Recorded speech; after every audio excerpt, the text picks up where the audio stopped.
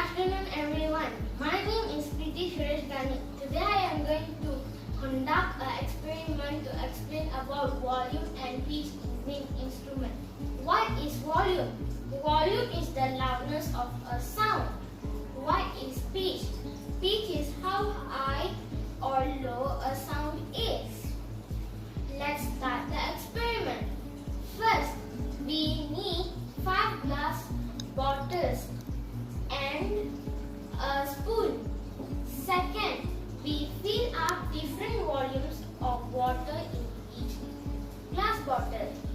Next, arrange the glass bottle according from high to low.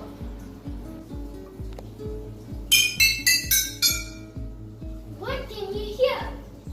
I can hear different volumes of sound. Let me explain further on this. Bottle 5 has high level of water. Bottle 1 has low level of water.